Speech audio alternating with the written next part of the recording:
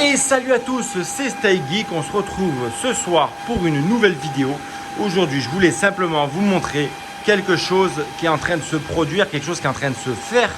Vous avez été nombreux à me demander comment je refroidissais et comment j'arrivais à extraire l'air chaud de mes rigs de minage.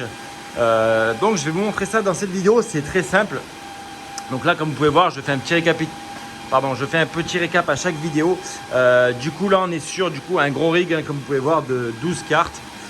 Donc 652 MH. En dessous, on a 8 3070, donc qui tourne à peu près à 480 MH.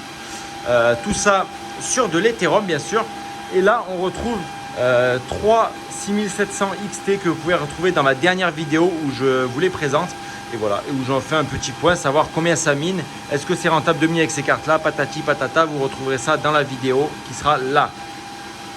Ensuite, pour continuer, vous devez sûrement entendre cette grosse ventilation qui tourne. Donc ce n'est pas ça, c'est ni celui-là. C'est en fait ce tout petit ventilateur-là. Donc là, on va couper gentiment celui-là. Voilà, on s'entend nettement mieux. Vous voyez ce petit ventilateur là, je vais me réécarter pour vous en parler. Je vais aller vous en chercher un autre, juste là. Hop, petite bière. Alors, pour vous en parler, du coup, c'est ce ventilateur là. Donc, c'est des ventilateurs Delta. Donc, c'est des ventilateurs professionnels qui normalement sont mis dans des rigs ou dans des armoires électriques ou dans des machines pour justement refroidir au maximum. À savoir que c'est un ventilateur qui est quand même vachement épais.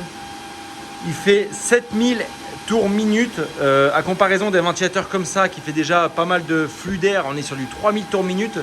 Et un ventilateur gaming qui est dans un ordi, on est sur du 1500 à maximum 2200 tours par minute. Là, on est quand même sur une belle bête.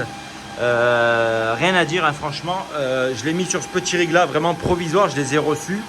Je viens de le brancher et voilà, je voulais vous montrer du coup la puissance d'un ventilateur Delta. Je vous répète, pardon, c'est du Delta brushless. Voilà, c'est 12 volts. En consommation d'un ventilateur comme ça, on est sur du approximatif 40-50 watts de consommation à pleine puissance. À savoir que mon gros ventilateur qui est là, c'est un ventilateur aussi industriel, bon, plutôt qui va dans des bars ou dans des usines ou dans des restaurants, enfin n'importe. Celui-là, il fait 120 watts en puissance 3. Donc c'est pas mal, c'est plutôt énorme. Mais voilà, après si vous n'avez pas la place, franchement vous branchez ça sur votre rig. Et justement, moi j'ai acheté ce petit connecteur où justement on va pouvoir venir brancher 4 ventilateurs. Normalement des ventilateurs de gaming ou d'ordinateur basique. Mais là avec une prise comme ça, je vous conseille pas d'en brancher 3 parce que comme un ventilateur comme ça consomme 60 watts, juste une prise comme ça, vous pouvez en mettre maximum 2. Après ça sera vraiment limite pour du Molex. Mais voilà.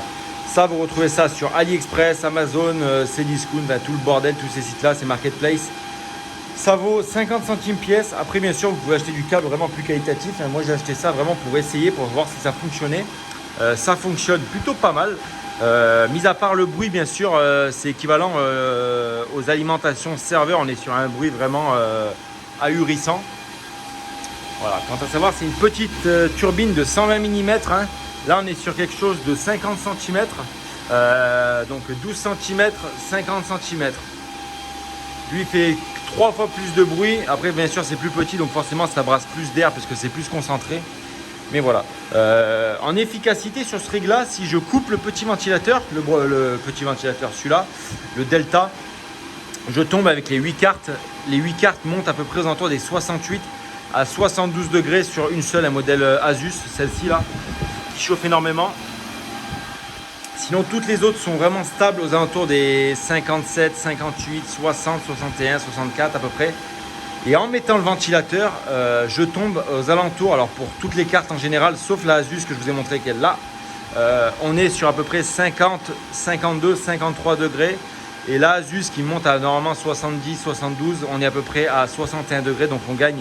Parce que forcément, je l'ai mis juste devant la carte Asus pour que ce soit vraiment bien refroidi.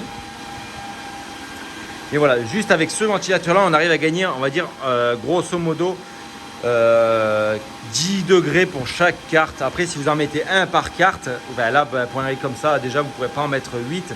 Même si vous en mettez 4, vu le flux d'air qu'il brasse, c'est vraiment impressionnant, c'est quelque chose de dingue. Donc même 4 ventilateurs comme ça pour 8 à 12 cartes, c'est largement suffisant. Vous allez, si vous les collez en plus comme il faut derrière, vous allez brasser énormément d'air et du coup les cartes vont être très très froides, surtout si vous avez des cartes comme celle-ci par exemple, la EVGA qui est extrêmement bien ventilée, qui chauffe vraiment pas. Celle-ci elle est à 50 degrés tout le temps, ou une comme ça, la Asus TUF. Voilà, vous allez vraiment être sur quelque chose de petit, d'ergonomique, de puissant, de bruyant, mais par contre de tellement efficace que je suis en train de me tâter parce que du coup j'en ai acheté 4 comme ça. Donc j'hésite vraiment à faire une case fermée, une case de minage vraiment fermée, la cloisonner, mettre 4 ventilateurs sur le cul, 4 qui extraient de vent et mettre un tube de récupération d'air chaud. Donc voilà, ça c'était la première partie de la vidéo. La deuxième partie de la vidéo sur comment je refroidis, comment j'extrais l'air chaud de mes rigs de minage. Donc c'est pas compliqué, on est en train d'installer ça ici au local. Voilà, une gaine isolée. Alors j'ai un bout ici, je vais vous le montrer tout de suite. Voilà, la gaine ça ressemble à ça à l'intérieur. Donc de la laine de verre, un tube en aluminium intérieur, un tube extérieur en aluminium pour conserver et tenir la laine de verre au maximum. Et voilà, du coup ça donne ça. Donc là il va y avoir, ça on va le changer parce qu'on va mettre du coup un triple pour mettre 3 évacuations.